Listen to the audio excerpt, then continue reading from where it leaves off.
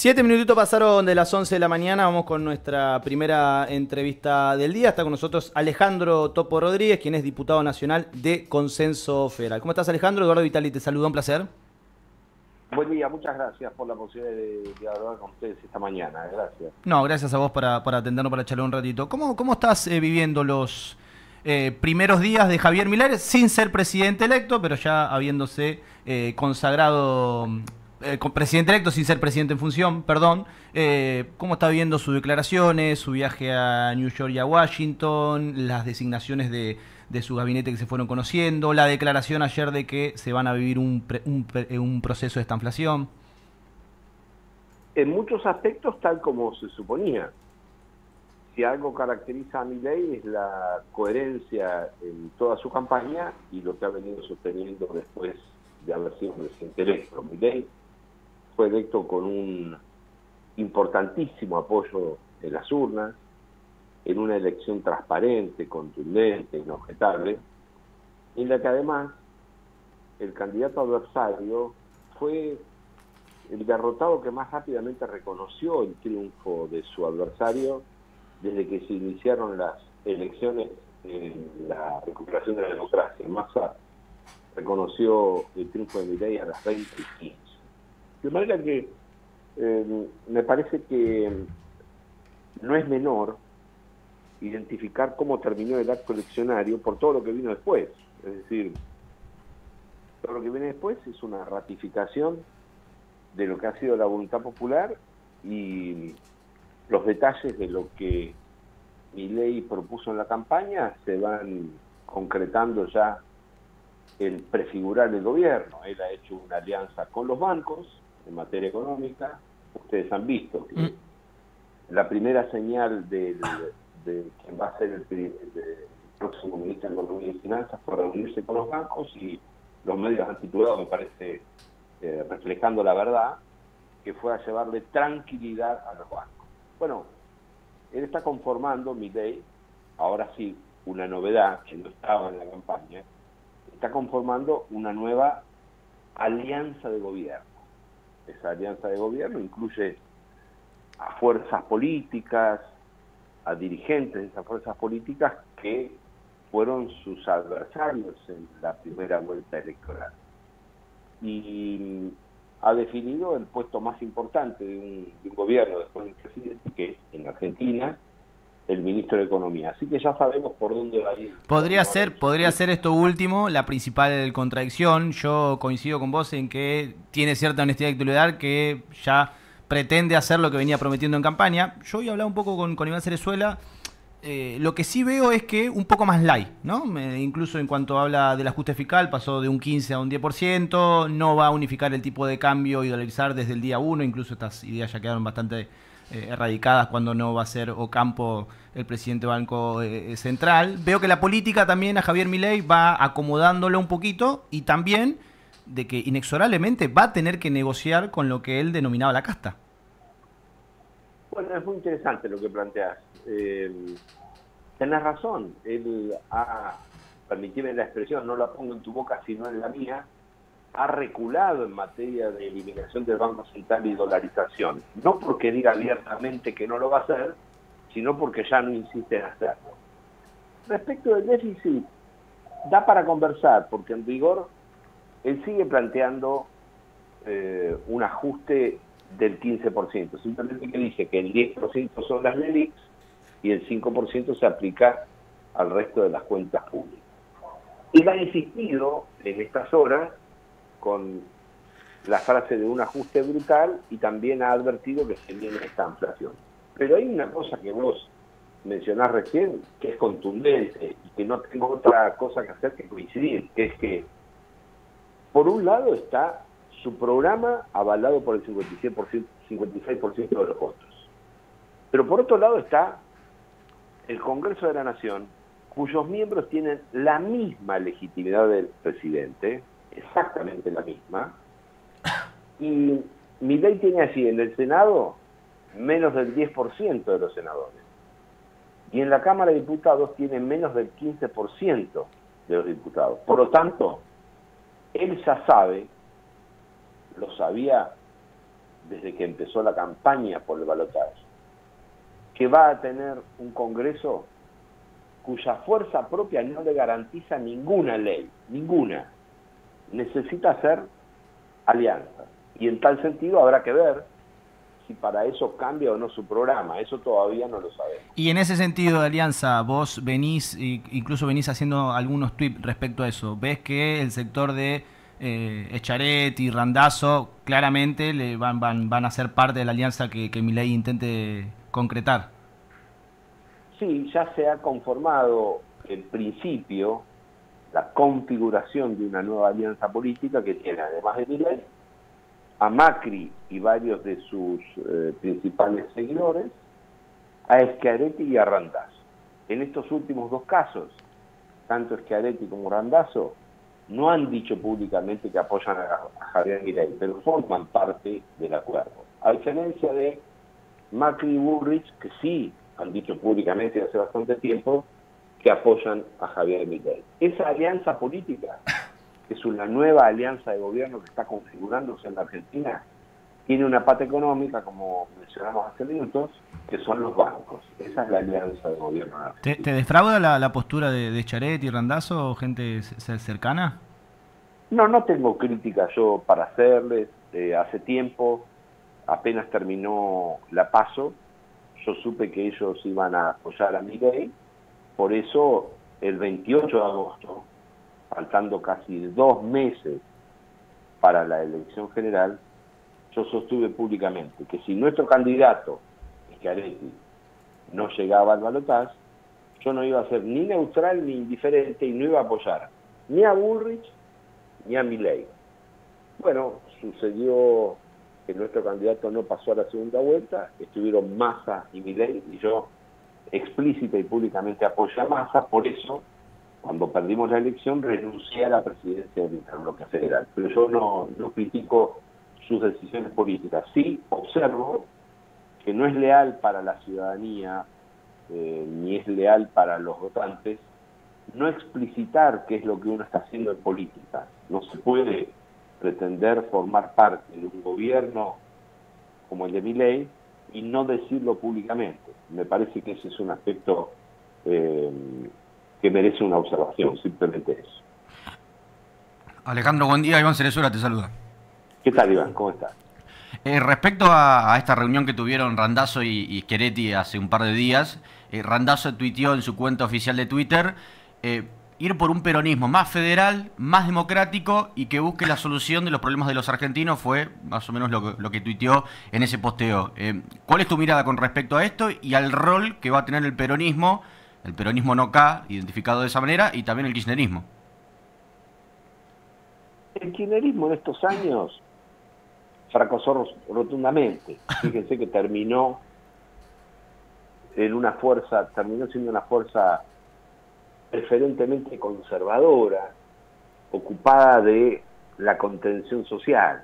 Ese fue su fin en términos de políticas públicas. Y en términos del apoyo social, fíjense, perdió en la provincia de Córdoba por una diferencia de 1.160.000 votos, es decir, 7 veces y media más que la diferencia que Massa le sacó a Milei en la provincia de Buenos Aires. Es decir, que la provincia de Buenos Aires no gana más elecciones nacionales. Si el peronismo no se reencuentra con el hombre que invierte para producir, con el chacarero, con la economía de conocimiento de todo el país y tiene una visión nacional, no tiene futuro.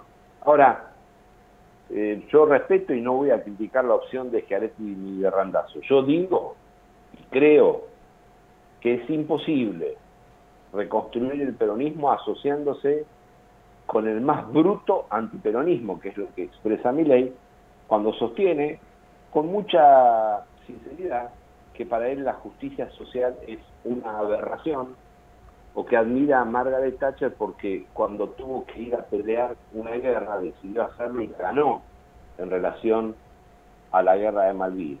La eliminación de la obra pública y la aplicación de un ajuste brutal, todo lo que estoy diciendo son expresiones textuales del próximo presidente, no son compatibles con el peronismo. Pero la verdad, no tengo yo el peronómetro, cada uno puede hacer y debe hacer lo que considera. Yo no me voy a sumar a ninguna caravana de alianzas con la ultraderecha, ni con el fracaso kirchnerista para seguir trabajando adentro del peronismo, en el que estoy hace años, aunque no participo desde hace mucho tiempo de la vida formal del Partido Justicialista al cual estoy afiliado. ¿Y por qué crees que Schiaretti no mostró de manera explícita su apoyo a Milei, teniendo en cuenta que hoy, por ejemplo, en Transporte y en ANSES va a haber 2 dirigentes de su gobierno en Córdoba? Se mencionan más, se mencionan otros ministros actuales de Schiaretti formando parte del próximo gobierno de Milei. No sé por qué no lo expresa, sí tengo claro que ya a esta altura no tiene mucho sentido porque todos nos dimos cuenta cuál es su decisión. Quizás no quiera quedar preso de sus palabras, pero en los hechos nosotros ya sabemos qué es lo que está sucediendo. En todo caso, sí tengo claro que viene una etapa en la Argentina donde la oposición tendrá que hacer el rol de oposición apegado firmemente a las reglas de la democracia, y quienes gobiernen, Schiaretti, Randazzo, Macri, Milei, tienen que garantizarle al gobierno la aplicación de las políticas que quiera llevar adelante. En tal sentido, me parece que esos van a ser los sostenedores de la política de ajuste brutal que con toda sinceridad está planteando Milei. Che, Alejandro, y con respecto a la discusión del presidente de la Cámara de Diputados, por tu vasta experiencia legislativa, ¿quién te gusta de los nombres que se barajan? Randazzo, Ritondo, Pichetto. ¿Considerás que debe ser alguien del núcleo duro de La Libertad Avanza? Yo sinceramente no tengo autoridad para definir eso. Además, estoy terminando mi mandato dentro de pocos días y no voy a participar de quienes elijan al próximo presidente de la Cámara de Diputados, porque yo termino ahora el 9 de diciembre, así que lo miro muy de afuera. Comparto con ustedes algunas reflexiones. A ver. Es tradición en la joven democracia argentina, aunque tenemos 40 años, que el partido de gobierno o la fuerza de gobierno, independientemente de que tenga o no mayoría en las cámaras, ubica en la presidencia de la Cámara a un hombre o una mujer de su fuerza, y también lo hace en la presidencia provisional del Senado. Básicamente por una cuestión institucional. Y esta cuestión es nada más y nada menos que esas posiciones están en la línea de sucesión presidencial. Claro. Así que es un signo de calidad democrática, más allá de las mayorías o minorías, cederle o concederle a un hombre o una mujer, a una persona de la fuerza de gobierno que lidera el presidente, en este caso, la ocupación de esos roles. Luego, hay otras tareas que son, si se quieren, menos trascendentes, que están en la línea de sucesión, pero son muy importantes en el día a día, que es que deben llevar adelante una tarea política del interior o de la Cámara de Diputados o de la Cámara de Senadores, tendiente a lograr los mayores acuerdos posibles para que se plasme en leyes el programa de gobierno del Poder Ejecutivo. Así que quien sea presidente de la Cámara de Diputados tiene que tener bien puesta la camiseta de Milei y de sus políticas, y no digo que tiene que pelear, ni mucho menos, cuando digo pelear no ejercer ningún tipo de violencia, no, tiene que estar muy consustanciado y transpirar la camiseta para que las políticas y las leyes que propone Milei se aprueben. En tal sentido, a mí me parece que no hay necesariamente un nombre o un apellido. De lo que mencionaste, te quiero decir que con Cristian Ritondo tengo una vieja rivalidad política de hace muchos años, no coincido políticamente con él, pero lo respeto mucho porque cuando durante casi 4 años fui jefe de gabinete de La Matanza con Verónica Magario, y él era ministro de Seguridad de la provincia de Buenos Aires con Vidal bajo el proyecto de Macri, tuvimos una relación institucional virtuosa que, a pesar de las profundas diferencias políticas, nos permitió trabajar juntos en materia de prevención de la inseguridad ciudadana o cuando lamentablemente había que actuar después de los hechos de inseguridad. Así que lo respeto desde ese punto de vista porque sé que él sabe diferenciar las controversias políticas con o de la responsabilidad institucional. Alejandro, te hago la última de mi parte y te quiero preguntar qué avisorás con respecto al comportamiento social, ¿no? Porque vimos en los últimos días que hubo una marcha del movimiento piquetero encabezado por Eduardo Beliboni. Ya anticipó también que el 20 y el 21 de diciembre también va a haber distintas marchas con todo lo que eso significa simbólicamente, ¿no? Por lo del 2001. ¿Cómo ves el comportamiento social de aquí en más en el gobierno de Milei? Antes que el comportamiento social, hay una actitud provocadora del presidente electo, del expresidente Macri y de la vicepresidenta electa. El presidente electo, el día lunes 20 de noviembre por la mañana, le dijo a una radio muy importante de la ciudad de Buenos Aires que ya estaba trabajando con las personas encargadas de la seguridad o de los temas de seguridad, así fue textualmente, del próximo jefe de gobierno, Jorge Macri, por si hay problemas en las calles. Es cierto que él después confesó que había dado ese reportaje sin haber dormido, pero despierto o dormido, él es el presidente electo y sus palabras tienen un valor muy trascendente. Me parece que es importante que se registre esa realidad. Más grave fue que por la noche el expresidente Macri, en un canal televisivo, advirtió que el núcleo de jóvenes revolucionarios que apoyan a Milei no van a estar dispuestos a quedarse en su casa y van a salir a la calle si hubiera que salir por algo. Todo esto sucedió sin que hubiese existido ningún tipo de conflicto, controversia, amenaza, ningún problema en las calles ni en los sectores políticos que habían disputado la presidencia de la Nación, nada menos hasta la noche antes. Les recuerdo, nunca antes, con tanta caballerosidad política, un candidato que perdió la elección reconoció tan tempranamente el triunfo de su adversario como hizo Massa con Milei.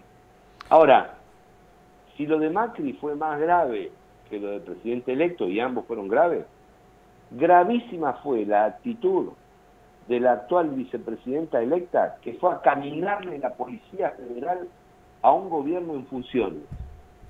Al gobierno que está actualmente, la vicepresidenta electa, sin tener ninguna función en esa materia, salvo que hoy es diputada nacional, fue a caminarle la Policía Federal y a relevar los problemas que tiene, según ella misma confesó. Y además, dio un mensaje que yo lo entendí bien. Dijo que cualquiera sea el ministro de Seguridad o de Defensa, ella va a dialogar con las Fuerzas Armadas y las Fuerzas de Seguridad. Yo entendí bien que es un mensaje a Milei.